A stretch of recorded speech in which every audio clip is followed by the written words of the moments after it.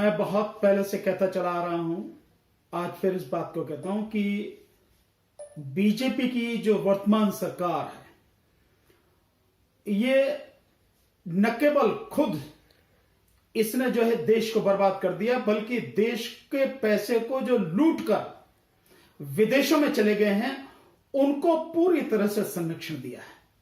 और बहुत साफ है, इससे बिल्कुल स्पष्ट होता है कि इनकी मिली हुई साठ गांठ है, मिली भगत है। कहीं ना कहीं जो भी कुछ ये कर रहे हैं सब कुछ मिल बांट कर ही, मिल बैठ कर ही सब लोग कर रहे हैं, कुछ अलग नहीं है। क्या नीरव मोदी हो, क्या मेहुल चौकसी हो, क्या विजय माल्या हो, कोई भी हो, सारे के सारे आपस में मिले जुले हैं। 68,660 करोड़ रुपए इन 50 जो सबसे बड़े कर्जदार हैं, लुटेरे हैं, जिन्होंने बैंक का पैसा जो है, जो पब्लिक का पैसा है, जो राष्ट्रीयकृत बैंक हैं, जिनको कितने ही बैंकों को चुना जिन्होंने लगाया और हजारों करोड़ रुपए लूट के विदेशों में जाके बैठे हैं, वो 50 लोग, जिनमें सबसे ऊपर मेहुल चौकसी और नीरव मोदी की जो कंपनी है उनका नाम है, और उसमें विजय माल्या भी है, और उसमें जो है एक कंपनी जिसको दिवालिया घोषित करने के बाद एनसीएलटी जो नेशनल कमीशन फॉर उसके लिए बनाया गया है दिवालियापन के लिए, उस कमीशन से जो खरीदी नीलामी में उस कंपनी को रामदेव ने खरीदा है, उसका भी तकरीबन 2,500 से 3,000 करोड़ के लगभग उसका भी माफ किया गया। तो ये सारे के सारे हैं, सब लोग मिले हुए हैं, सब एक ही थैली के चट्टे बट्टे हैं, इनका एक ही मकसद है, देश को लूट के खाए जाओ। आप देखें, बड़े दुख की बात है कि इतने समय से कोरोना का चल रहा, आज 38 दिन हो गए कोरोना को, लॉकडाउन में पूरे देश को 38 दिन हो गए, और इतनी गंभीर न्यूज निकल कर आ रही हैं कि पूरे परिवार को भुखमरी की वजह से उसको जो सभी लोगों ने आत्महत्या कर ली, बच्चों को मार दिया, फिर अपनी आत्महत्या कर ली। कितने ही लोग, मतलब सैकड़ों की संख्या में लोग इस भुखमरी से मर रहे हैं, जो आज की तारीख में इस लॉकडाउन के वजह से, इस कोरोना की वजह से चल रही है। सरकार को सब कुछ दिखाई दे रहा है, सरकार के तरफ से देश की जनता मरती है, मर जाए, वो देश की जनता के लिए, गरीबों के लिए, मजदूरों के लिए, किसानों के लिए ये जनता नहीं है, ये सरकार नहीं है। ये सरकार चंद उद्योगपतियों के लिए है, तभी तो उनका 68,660 करोड़ रुपए माफ कर दिया। एक अभी कल एक इंटरव्यू आया है जिसमें कांग्रेस के राहुल गांधी और रघुराम राजन जो अर्थशास्त्री हैं और पूर्व रिजर्व बैंक के जो है पूर्व गवर्नर हैं, उन दोनों की वार्तालाप हुई। उसमें एक सवाल में पूछा कि आखिर इस समय में गरीबों की मदद के लिए कितना पैसा चाहिए, राहुल गांधी ने यह सवाल पूछा, तो रघुराम राजन जी ने बताया कि लगभग 65,000 करोड़ रुपए इस समय चाहिए जो मदद के लिए, और यह हो सकता है। उन्होंने बहुत स्पष्ट रूप से कहा कि यह हो सकता है। देश की जो जीडीपी है वो 200 लाख करोड़ की है, और ये जो 65,000 करोड़ है मुश्किल से 0.4% के आसपास या 0.45% के आसपास ये पैसा बनता है। सरकार ये दे सकती है, लेकिन सरकार ने कुछ नहीं दिया है। जो सरकार ये ढोल पीट रही है कि 1,70,000 करोड़ रुपए का गरीबों की मदद के लिए जो पैकेज दिया है वो कुछ नहीं है। वो जो पैसा है वो उसमें किसानों के किसान सम्मान निधि का जो पैसा वो मिलना ही था, उसको पहले देने की बात, और जो है अभी आप देखें कितने ही किसानों के पास पहुंचा नहीं है, और उसमें भी जो 12.5 करोड़ किसान हैं सरकार के अनुसार से, और लगभग 8.5-9 करोड़ के लगभग इस किसान सम्मान निधि के उसमें जो है रजिस्टर हुए हैं, और अगर उनको भी पहुंचाया जाए तो तकरीबन 17,000 करोड़ रुपया चाहिए। लेकिन सरकार की वेबसाइट पर जाके देखो करीब ऐसे 7.5 या 8,000 करोड़ रुपया ही उसमें सरकार ने वो करका, तो किसानों को कहां मिलेगा। सो जो है ये कुछ नहीं है, केवल किसानों को, मजदूरों को, गरीबों को मारने वाली सरकार है।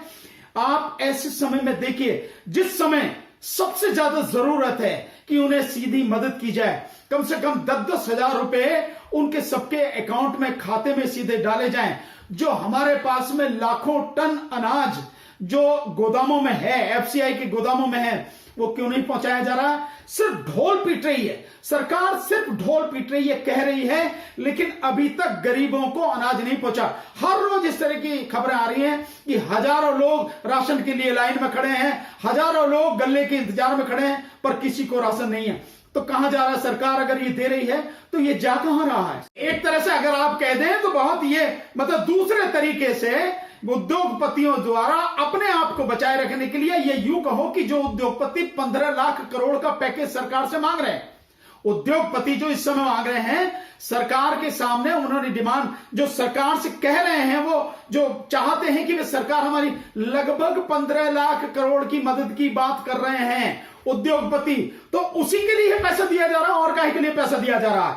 ये जो पैसा दिया जा रहा है पीएम केयर फंड में, कहां जा रहा है ये पैसा? पहले हफ्ते में तो पता लगी कि लगभग जो है 8,000 करोड़ के लगभग उसमें पैसा जमा हो गया। उसके बाद 1-1.25 महीना हो गया, कोई न्यूज नहीं है 1 महीने की कि उसमें कितना पैसा जमा हुआ है। और वो पैसा जमा हुआ है तो पीएम केयर फंड में जो कोरोना के लिए बनाया गया है, वो पैसा अभी तक कहां गया है, किसको दिया गया है, किस राज्य को दिया है, किस राज्य को नहीं दिया, केंद्र की तरफ से किस विषय में मदद हुई है, कहीं कुछ नहीं है। और दुख की बात यह है कि सरकार ने कर क्या दिया कि जो एमपीज को फंड मिलता था 5 करोड़ रुपए साल का उनके अपने क्षेत्र में विकास कार्यों में लगाने के लिए, उसको ट्रांसफर कर दिया कि अगले 2 साल तक वो फंड नहीं जाएगा। इसके अलावा जो इनको वो 4% डीए बढ़ाया था, इनका जो महंगाई भत्ता बढ़ाया था, वो सरकार ने सस्पेंड कर दिया। जबकि दूसरी तरफ आप देखें कि जो सांसद हैं उनको अपने क्षेत्र में जाने के लिए 40,000 जो भत्ता है पर मंथ, 40 जन 45,000 रुपए पर मंथ भत्ता जो है देने की जो उसके लिए नोटिफिकेशन निकाला सरकार ने। और जो लोग हैं जो तकरीबन 1 करोड़ 14 लाख के लगभग है, यानी 54 लाख के लगभग तो जो सरकारी कर्मचारी हैं और लगभग 60 लाख के लगभग शायद पेंशनर्स आ रहे हैं, तो मतलब टोटल मिला के 1 करोड़ 14 लाख हैं, जिनका जो पैसा बनता है मात्र 37,500 करोड़ रुपया बनता है। इनका जो महंगाई भत्ता 4% का बढ़ाया था, जिसकी सरकार ने घोषणा की थी और अब जिसको मना कर दिया है, और जिसको जो पीएम केयर फंड में जो है ये डालने की बात कर रहे हैं, समाधि की बात कर। जब तुम एक तरफ 68,660 करोड़ रुपए, 68,660 करोड़ रुपए, यानी जो सरकारी कर्मचारियों का, केंद्रीय सरकारी कर्मचारी जो हैं उनको जो महंगाई भत्ता देना, उससे 2 गुना आप माफ कर सकते हो। रिजर्व बैंक माफ कर रहा है, और वो भी चोरों का, लुटेरों का, डकैतों का, जिन्होंने इस देश को लूट लिया, जिन्होंने इस देश को बर्बाद कर दिया, लूट के विदेशों में बैठे हैं, सरकार की जिनके साथ में साठगांठ है, उन लोगों को माफ कर दिया। तो क्या आप सरकारी कर्मचारी अधिकारी जो हैं, जो केंद्रीय सरकार के हैं, जो पेंशनर हैं, उनका महंगाई भत्ता नहीं दे सकते? सरकार बिल्कुल दे सकती है, लेकिन सरकार की नीयत नहीं है। सरकार की नीयत है कि ये लोग मरे तो मर जाएं। आप केवल इतना ही नहीं, ये तो एक तरफ है कि 68,660 करोड़ रुपए उन्होंने माफ कर दिया। इसके अलावा पिछले 5.5 साल में 2014 से लेकर 2019 तक सरकार ने 6,66,000 करोड़ रुपए, आप फिगर में बता रहा हूं आपको, 6,66,000 करोड़ रुपए, यानी जो अब 68,000 करोड़ है, इससे कई गुना ज्यादा, 11 गुना ज्यादा, तो 10 गुना ज्यादा, 6,66,000 करोड़ रुपया बड़े बड़े उद्योगों का कर्जा माफ कर दिया, कर्जा माफ। और इसके अलावा उन्हें जो छूट देती रही है सरकार, वो हर साल 6 लाख करोड़ की उनको जो छूट देती रही है टैक्स में, जो लगातार चला, और ये सिलसिला 2014 से लगातार चला। सरकार एक बात और बात कर रही है, वर्तमान मोदी सरकार जो बात करी, मैं एक बात कहूं उसके बाद आप पूछें कि ये जो सरकार है ये कह रही है कि ये तो पिछली ही सरकार का किया धरा है। तो सरकार ने क्या अभी तक जो है बार बार कहती है कि पिछली सरकार का किया, पिछली सरकार का किया, क्या कोई आंकड़े देश के सामने रखे हैं कि पिछली सरकार ने ये किया, पिछली सरकार के समय में इतना एनपीए था, अब इतना है, इतना, और उसका ही कर्जा बढ़ता चला गया। हमने बिल्कुल उनको जो है इंडस्ट्रीज को, जो बड़े बड़े उद्योगपति हैं, उनको हमने कोई कर्जा नहीं दिया, ये पिछली सरकारों का था, और ये जो माफ किया है ये पिछली सरकारों का था, हमारा कुछ नहीं। क्या आंकड़े दिए? नहीं दिए, क्योंकि सरकार लुटेरी सरकार है, लूट के देश को बर्बाद करने वाली और लुटेरों के साथ खड़ी हुई सरकार है। अगर आप लूट रहे हैं और लुटेरों के साथ में खड़े, बात एक ही है, और ये सरकार लुटेरों के साथ में खड़ी है। 6,66,000 करोड़ वो, 68,660 करोड़ ये माफ कर दिया। और इसके बावजूद आज की तारीख में 11 लाख करोड़ से ज्यादा जो वो एनपीए है वो, और वो भी उसमें 80% यही बड़े बड़े उद्योगपति। किसानों का पूरा कर्जा माफ करना चाहिए सरकार को, 1 मिनट जरा सोचे हुए भी, 1 मिनट गंवाए हुए भी किसानों का। और केवल यही नहीं है, भाजपा सरकार तो इस कदर बेईमान सरकार है। आप देखें ना वहां पे मध्य प्रदेश में जो चल रहा है कि जो किसान अपना गेहूं लेकर मंडी में आ रहा है, सरकार उसका गेहूं खरीद रही है, और जो बैंकों का कर्जा है वो कर्जा काटने के बाद उनको पैसा दे रही है। एक व्यक्ति का करीब 36,000 का गेहूं बिका, उसका 36,000 कुछ का, उसका जो पैसा था 638 रुपए उसे दिए, काट के 638 दिया, 636, बाकी सारा उन्होंने कर्जा काट लिया। और ये उस सब के बावजूद है कि जब कमलनाथ सरकार उन किसानों का कर्जा माफ कर चुकी थी, बैंकों ने एडमिट कर लिया था और कर्जा माफी का बैंकों ने सर्टिफिकेट दे दिया था, आज बैंक उस सर्टिफिकेट को मानने को तैयार नहीं है। तो आप किसानों की पीठ में छुरा नहीं भोंक रहे हैं क्या? किसानों के साथ इससे बड़ा कोई धोखा हो सकता है?